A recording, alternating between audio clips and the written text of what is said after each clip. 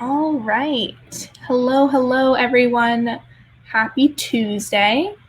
Thank you so much for joining us this morning, afternoon, evening, depending where in the world you are. We're going to go ahead and get started just a minute past the top of the hour here. For those of you who maybe haven't attended a webinar with us in the past, my name is Heather Grant. I am one of the community admins of the Maintenance Community by Upkeep. Thank you again for being here today. If you are not already a member of the maintenance community on Slack, we would love to have you join us. We will add a link in the chat on how to sign up shortly. Today I have with me Ricky Smith. Ricky is our maintenance expert in residence at the maintenance community on Slack, meaning he puts on one webinar just like this every single week. This week we actually have two, so tune in again Friday for another webinar with Ricky. The recording of today's session, as well as the slides that you're seeing here, will be available in the maintenance community on Slack tomorrow. So if you know anyone else who would benefit from hearing this presentation today, or any more of Ricky's expertise, please feel free to send them the recording, the link to sign up for the maintenance community, or any of that. Final piece of housekeeping, and then we'll go ahead and get started. Ricky and I are the only ones with our cameras and microphones on today. So if you want to answer any questions that Ricky asks you, or ask any questions of Ricky along the way, please feel free to use the chat box on the right-hand side of your screen. We will monitor the questions throughout, and then we will have time at the end to answer any questions that you have. I think that's all from me. Thank you again for joining, and Ricky, I'll turn it over to you. Thank you. Well, welcome everyone. You know, this is near and dear to me. You know, how to hire a highly effective maintenance manager or maintenance supervisor. You know, in today's market, it's hard. It's hard. There's no doubt.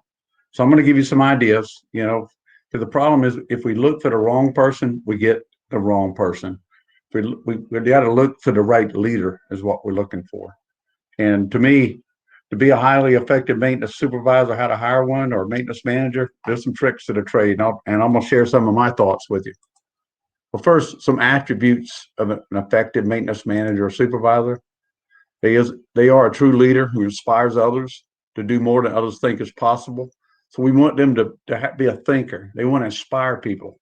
When they come to work and they say hi, they got the smile on their face. You know, even if you had a bad night, you know, or a bad morning before you came to work, you still got to have that smile on your face. Leads by example in everything they do, asking no one to do something they wouldn't do themselves. That's a big deal. You know, I've seen maintenance supervisor, maintenance managers that leave early often, and then but scold their maintenance people for doing the same thing they do, but they get upset about it. So you got to lead by example. Creates an environment of free thinkers who practice proactive maintenance every day. I like free thinkers. You know, those free thinkers are the ones that I'm one of them. If you follow me on LinkedIn or anything or Facebook, you'll know I'm a free thinker. But you need to not only be a free thinker, but practice proactive maintenance every day. Ensure preventive maintenance is conducted as a controlled experiment. You know, I believe you put equipment in a controlled state and do certain things to it with preventive maintenance to give you the results, which is optimal asset reliability. Ensures all work is executed to specification. Have to make sure that the work's being done to specification. That doesn't mean you just sit back and don't worry about it. We got to check and say, hey, how things going today? You know, Billy, you know, with any problems or anything? And at the same time, I'm kind of looking around and all that, because I've been a maintenance manager, I've been a maintenance supervisor, I've been a maintenance technician, been a maintenance company commander in the Army. So I understand that. Perform preventive maintenance as a controlled experiment, as I mentioned earlier. But the whole thing about this controlled experiment is making sure everything we do is to specification. They always seek to advance their technical knowledge through on-site, off-site, and vendor training. We're always looking for something. These webinars that we do every month, every week, then I'd recommend not only do you sit in on it, but you bring other people in on it so they get the same thinking you have. If a patch is required on a rush or emergency job, they always write corrective maintenance work orders so the equipment can be restored to specifications at a later date, and then arrives at work 100% on time. I always believe it, and when we say 100% on time, I really think maintenance leaders should come to work earlier. Most of you do. I know that. If they observe equipment not running to specification or operator having problems, they notify the supervisor immediately of the problem. You know, if we got a problem with the production, some specifications not being operated, equipment right. We need to let somebody know, just not walk by it. And it's always on time. We're always on time, leading by example for whatever, meetings or whatever. So some leadership principles: lead by example, like I mentioned, treats everyone as their equal, demonstrates respect, and is always humble. Sometimes that's a difficult one, but you have to practice it. Knows each maintenance technician and operator by name. Hey, Jimmy, how you doing today? Hey, Juan, how you doing? Hey, Muhammad, how things going? We want to talk to them, with their name, use their name. Takes time to listen to anyone in maintenance or production who has an issue. Maintenance manager or maintenance supervisor, the best thing you can do is listen to what they're trying to tell you. Because a lot of times they're telling you something that's true. In fact, I say all the time, tell you something true. We may not be communicating well, either what they're saying or what I'm taking in. I may not take it the right way. It demonstrates respect to everyone. We always want to respect everybody, no matter how hard it is sometimes to do that. Knows themselves, seek self-improvement. Maintenance manager, supervisor always does that. Never ask anyone to execute a task they would not do themselves. When I was a maintenance supervisor, we had some issues sometimes with equipment, and it wasn't easy. It wasn't easy to get to the location. I'm talking about climbing up through pipe racks and stuff like that, to get to it. But I didn't want my maintenance people to think that I didn't want to ask them to do something I wouldn't do too. So if it's dangerous or it's stressful for them, I'm going to be there with them to help them and not to advise them. That's their job. They know what they're doing. I'm just there to say, hey, if you need anything, let me know. Treats others like you like to be treated. That's just common sense. Never shows anger or frustration. Now this is a big one. I still call it walk the plant. Sometimes I would get angry or frustrated about something someone did, and I have to walk around the plant, not in the plant, outside the plant. I'd walk around outside. I'd tell one of my guys, okay, here's my cell phone or my pager. I've got to go out for a walk. They know what that meant. I'm coming back. I got to cool down, and now I can think rationally. I don't know how many of you think that way, but that's just me. Okay. Questions to ask: identify the right maintenance manager or supervisor. What types of people do you work well with? And that's an interesting topic. So if you were being interviewed for a job, okay, then what type of people do you work well with? If I ask you that question, give me an answer, somebody text in what type of people do you like to work with? So just text it in. Heather will send me the message. Tell me what you said. Raul says proactive people. Kyle says people who do what they say they will do and do it on time. Oh, that's a good one. Robbie says dedicated. Dennis says people who are constantly seeking to improve themselves. Duncan says people who can make jokes no matter how bad it is. That's difficult sometimes, but that's a good one. I like that. A couple more people typing. Ravi says also forward thinker and positive people. Yeah, I like to be around positive people, not negative people.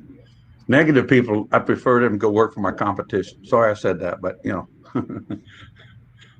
negative people, a lot of times they have other problems that they deal with. You have to understand how to work around them, how to get them to do what you need them to do.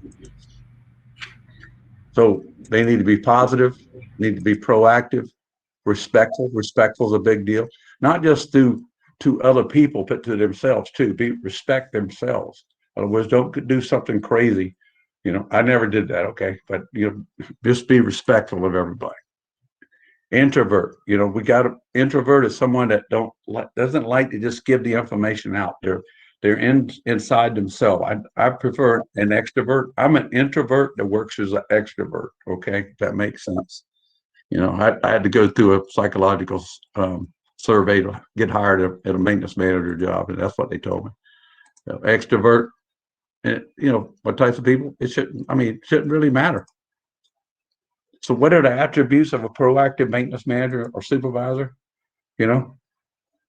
So some of the attributes, we want to let me back up here. One of the attributes I like is lead by example. Ever ask someone to do something you wouldn't do yourself? What leadership principle or principles do you live by? Text that in, please. Do you lead by example? Do you have your own thoughts? Nat, share it with us. Raul says integrity. Oh, man, that's a big one. That's a big one. Good. Anybody else? Some people typing. Yeah. Ahmed says leading from the front, problem solver. Yeah. Felix says positive. Yeah. Yeah, you don't want the grumpy guy all the time, you know. I mean, the grumpy person usually can be turned around to be a positive person too. Duncan says to have fun at work and show everyone how fun it is. Yeah. I mean, it is fun at work, you know, as long as you get the people around you to start feeling that same thing you feel. Yeah. All right.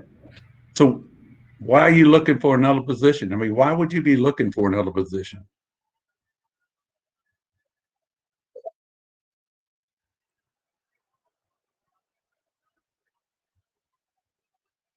Anybody text anything in on that one? Heather? Not yet.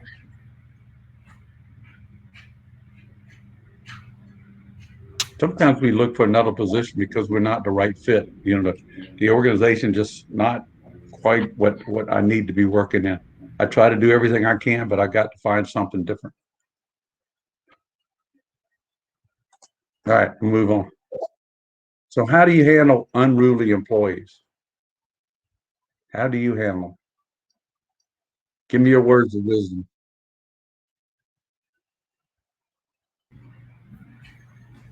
You have a timeout closet you put them in?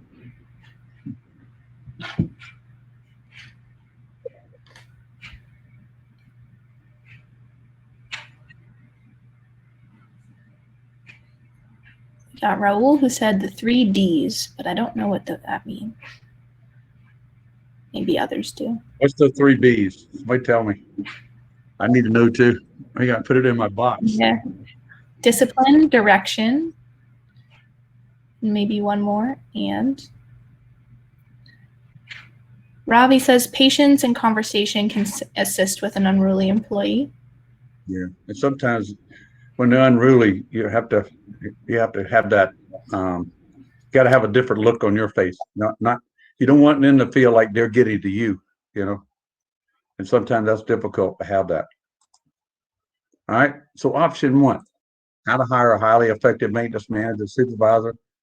You know, when we got to identify future leaders within your organization. I think that's the first step is finding somebody within your organization, whether they're maintenance tech, even production, you know, because a leader is a leader. They can learn how to be, how maintenance works. They can go to training to learn how maintenance is supposed to operate. You know, I need a leader is what I need in an organization. So technicians, I like technicians who are certified maintenance and reliability technician. You know, I'm doing training right now with a whole group in Saudi Arabia, man. These guys are fired up about getting a CMRT. But I can tell, too, they also have hints about they'd like to be a supervisor one day. An engineer, facilities, or reliability engineer who is a CMRP. You know, the reason I'm saying this is the Certified Maintenance and Reliability Professional Certification is something that it's almost like you got a badge that people look at and say, okay, you know, that's the boss, you know, he's a CMRP. And before long, the other people follow you and they get the same type training, the same type knowledge, and then things flow really well. Production supervisor who has demonstrated strong leadership skills and is proactive, offering them to take the CMRP exam. Why not? Get a production supervisor to take a CMRP exam. It'll change the way they think. Go to training and take the CMRP exam. Don't take it without get training, okay? Groom future maintenance leaders from within. You know, I want my new future leaders, because you got technicians that could be supervisors or managers possibly in the future. You know, groom them to be a leader. That's why the more this one here, the way you do that is get them into training, these webinars and stuff like that.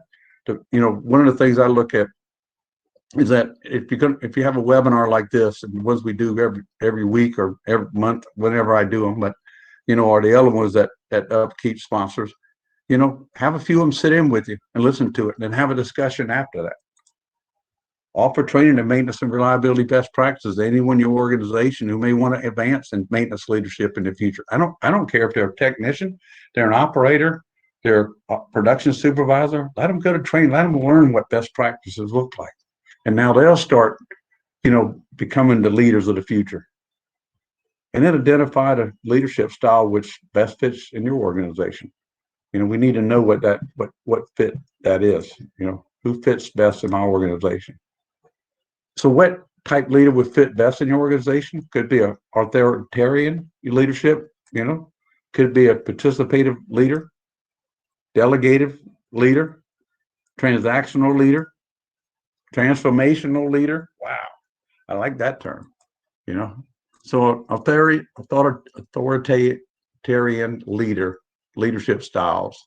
So leadership styles allows the leader to impose expectations and define outcomes. So this is the one that tells you what to do, okay? A one-person show can turn out to be successful in situations when the leader is the most knowledgeable in the team. It can. I don't want the one-person show.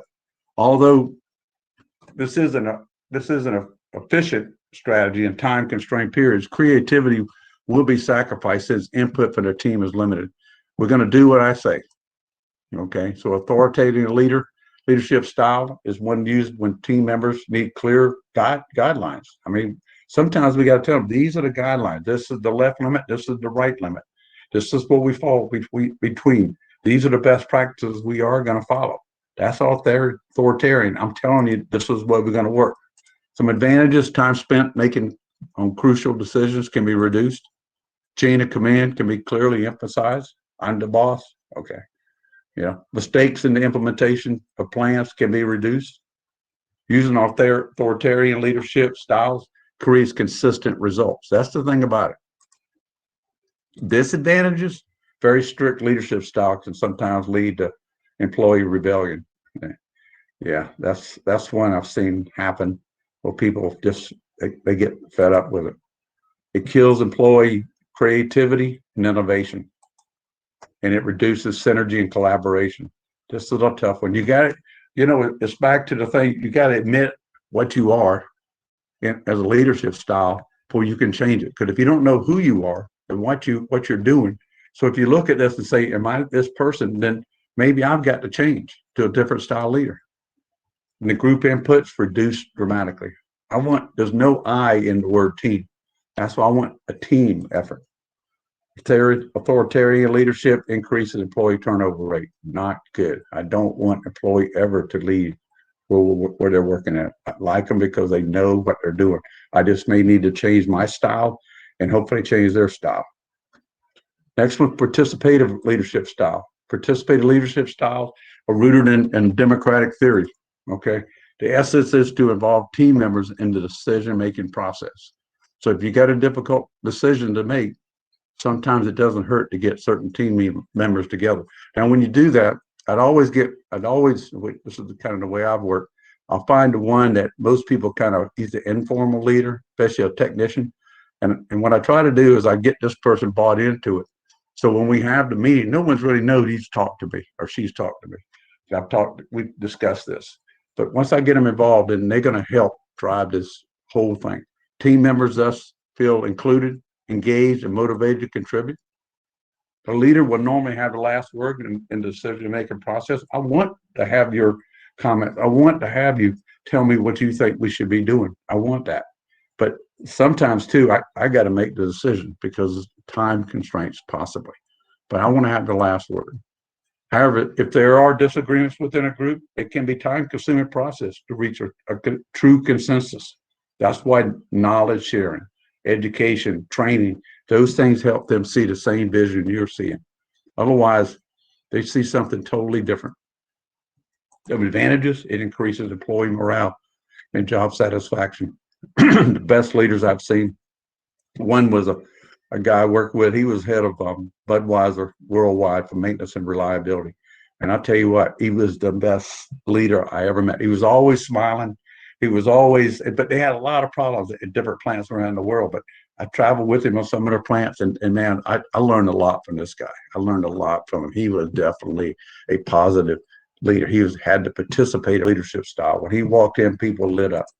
You know, it encouraged use of employee creativity. You know, I don't want them always to listen to what I tell them to do. I want them to come up with ideas.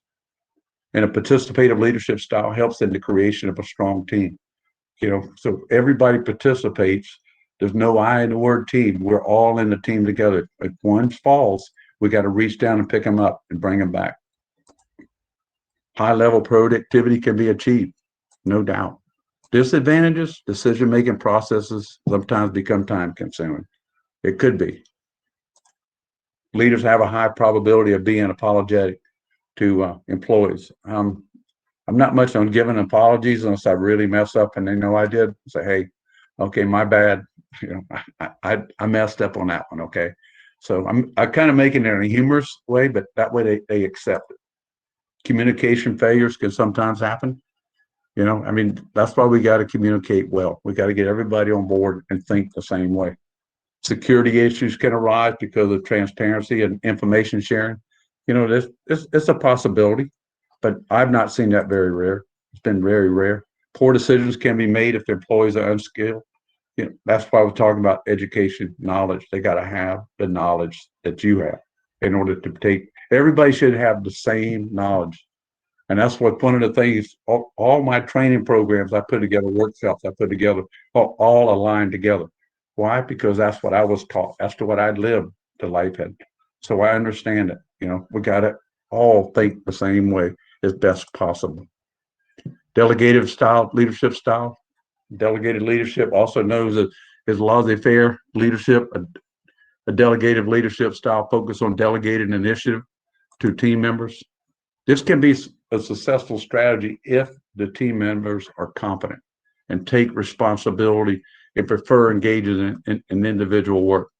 I tell you, I had certain people on my team when I was a maintenance manager and a maintenance supervisor that they were informal leaders and they were very competent, you know, and they were engaging. They took responsibility and they helped each other. Sometimes, you know, in delegative style, we have disagreements among members, may split, divide the group, leading to poor motivation, low morale. Some advantages: experienced employees can take advantage of their competence and experience. You know, innovation and creativity is highly valued. Delegative, you know, is great. Like I had one of my guys, he was my rebuild guy. Okay. And he was very competent and very good. He ran the rebuild shop. He had other people that worked with him, but everybody respected because not only was he smart, but he wasn't exactly the kind of person that you like to have a beer with or something, but he was very much focused and he respected everybody. I liked the guy a lot. I'm not going to tell you his name because he might be on there. Delegated leadership creates a positive work environment. You know, nothing negative. Don't come to work when you got a problem. Okay, if you're having an argument with your spouse or maybe you got an accident coming to work or whatever, you know, you got to put your big boy hat on, a big girl hat, and you got to focus, stay focused. Disadvantages: command responsibility is not properly defined. Delegative, you know, but when we say command, that means I'm telling you what to do. And it sometimes it's kind of laissez-faire, like I'm saying up top. Delegative leadership creates difficulty in adapting to change. That is a problem because a lot of time delegative leadership does not like the change. So how to hire a highly effective maintenance manager or maintenance supervisor? Option 2, seek leaders outside your organization by joining. Best place to go, SMRP, become a member. How many of you are members of SMRP? Text it in.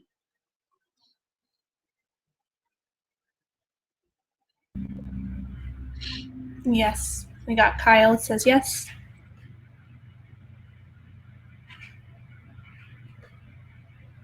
No other answers so far.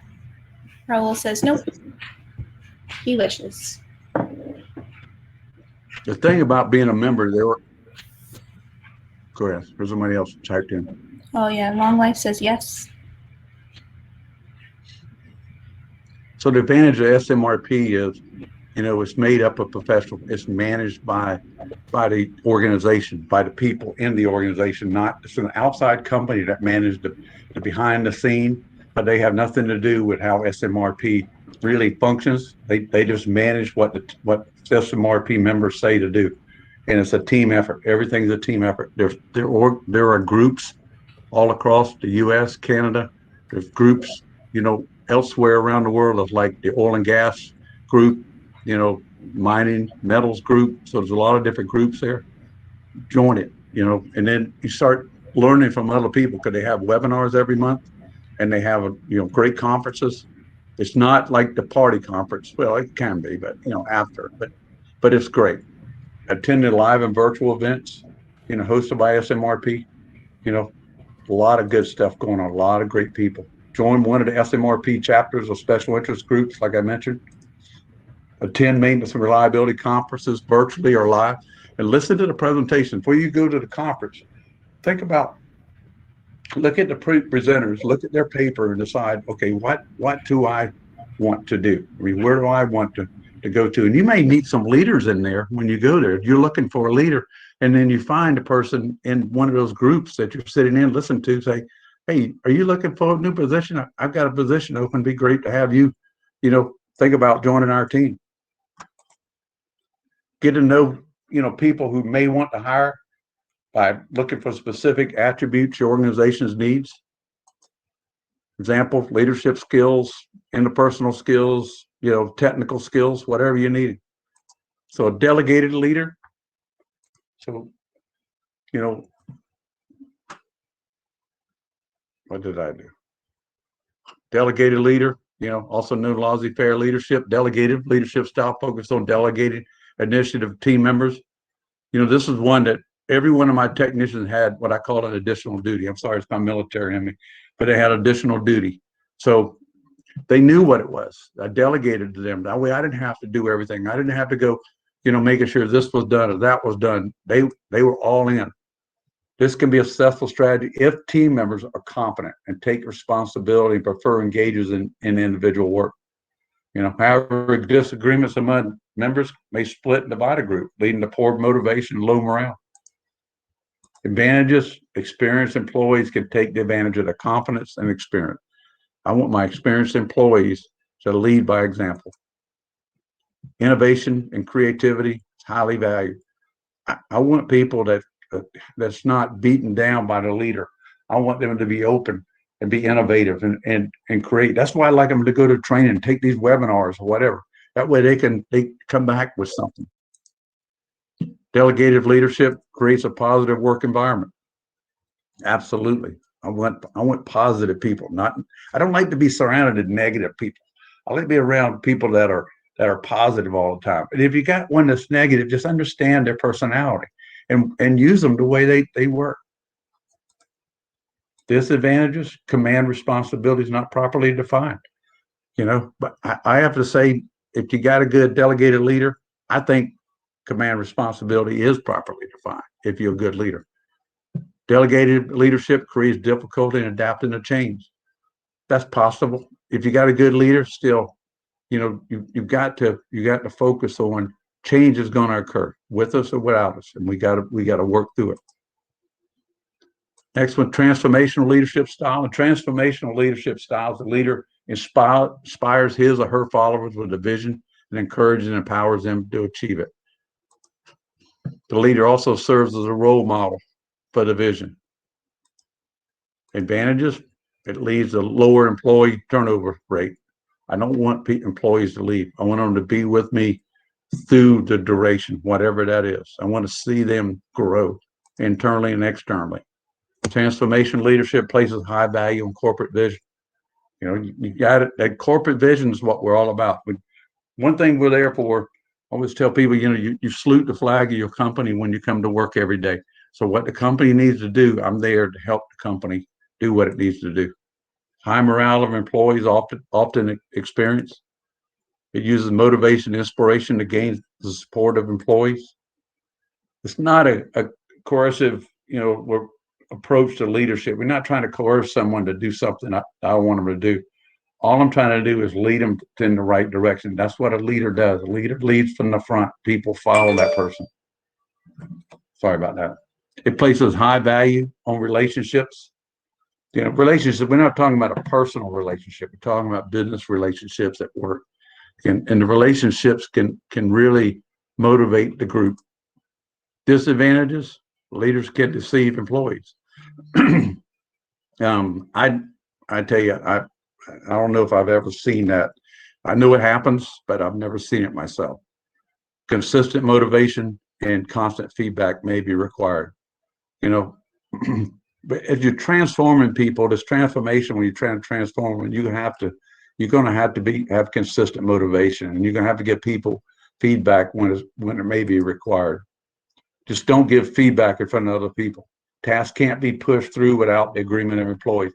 Well, yeah, you could say that, but a lot of times there's ways of how to win friends and influence people.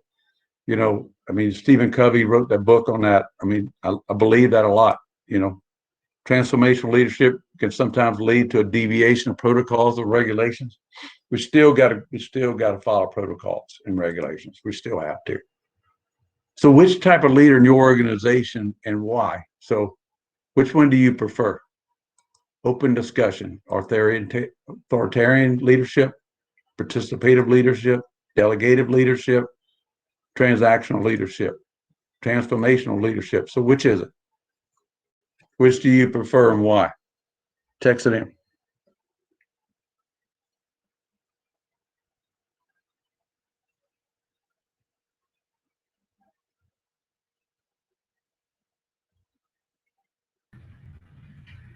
People typing. Situational leadership, says Raul.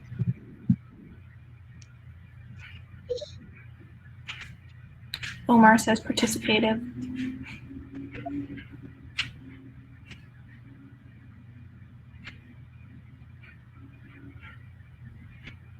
Kyle says transformational.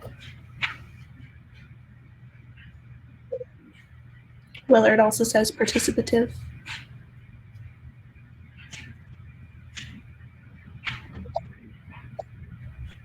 Another for participative.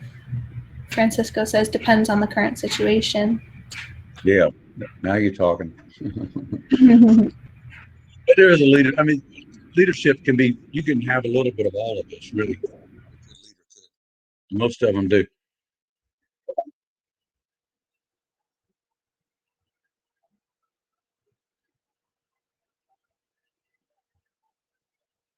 Anybody else? Yeah, we got a couple more. Blend of participative and transformation, participative. So you could have a blend of these. It doesn't mean necessarily you have to have one, one particular, but which one would I fit in, best? Probably participative leadership.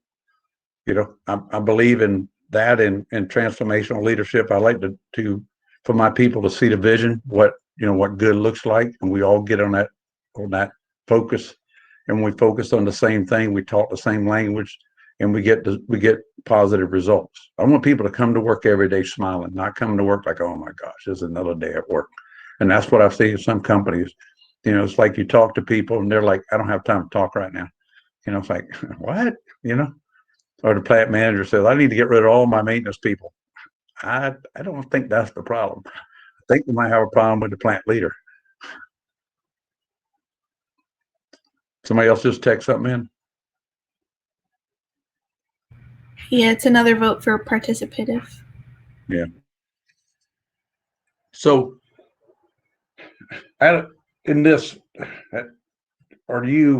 maybe I need to ask this question. Could you be one or more of these, like I was talking about myself? Could you be, a blend of those? Is that possible?